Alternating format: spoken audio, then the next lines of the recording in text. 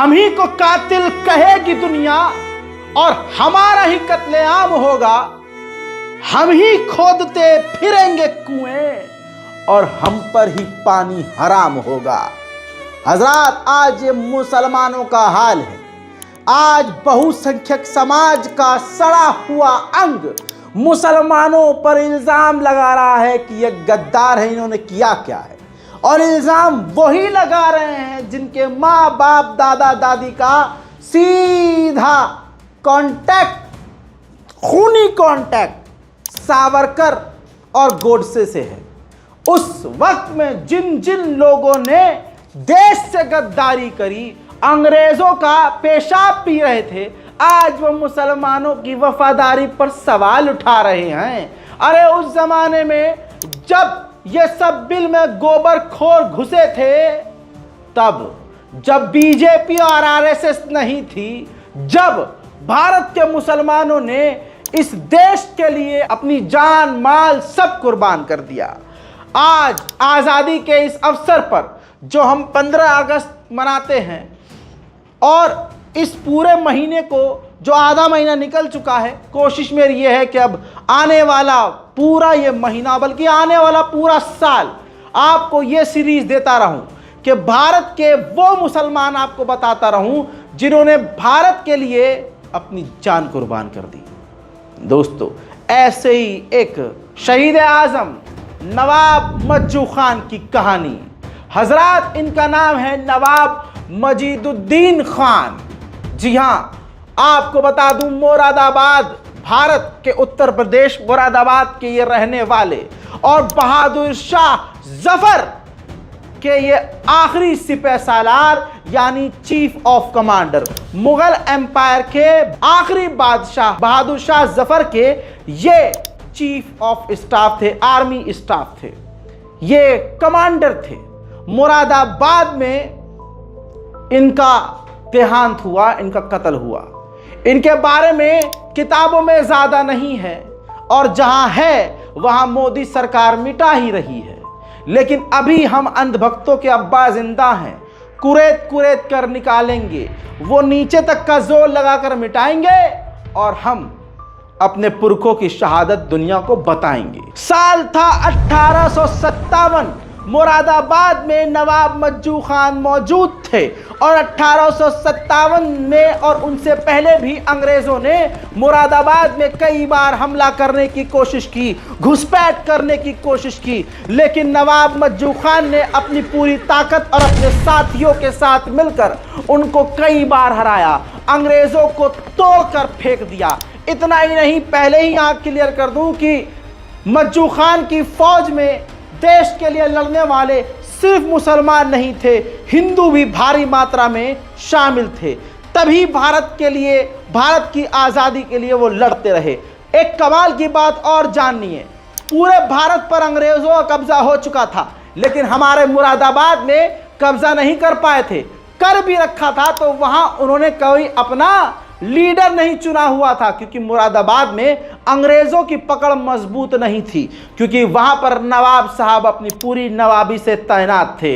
नवाब मज्जू खान ने कई बार अंग्रेजों की सेना का सामना किया, हत्ता कि एक बार इस तरह से पलटवार नवाब मज्जू खान की सेना ने और नवाब मज्जू खान ने अंग्रेजी सेना पर किया कि सेना अंग्रेजों की नैनीताल की पहाड़ियों में जाकर छिप गई। लेकिन फिर ज्यादा समय नहीं बीता, सन 1858 में अंग्रेजों ने रामपुर के नवाब के मदद से दोबारा मुरादाबाद पर हमला कर दिया।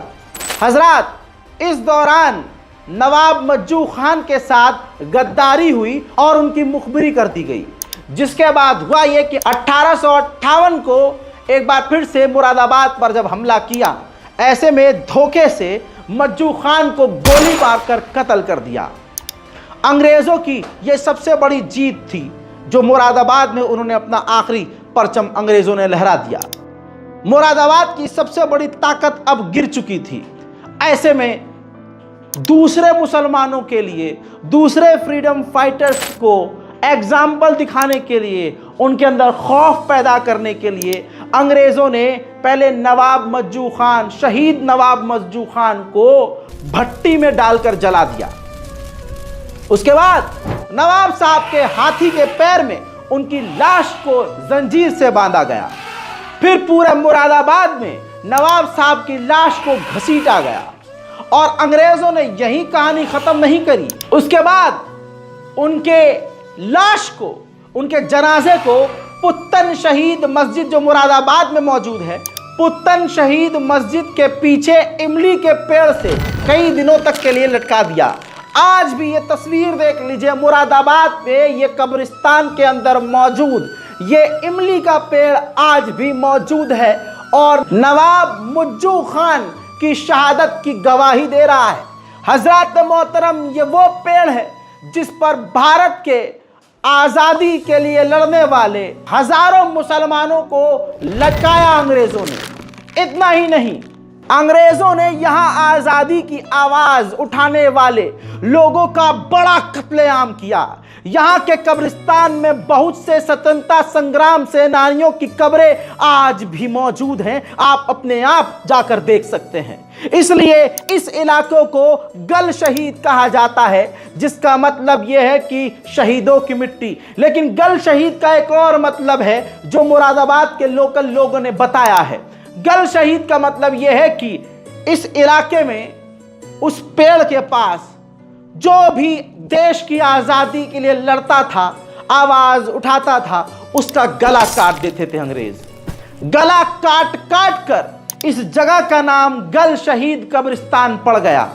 आपकी स्क्रीन पर यह हमारे मुसलमान कौम के आन बान शान नवाब मज्जू खान की कब्र है, जो आज खस्ता हाल मुरादाबाद में है।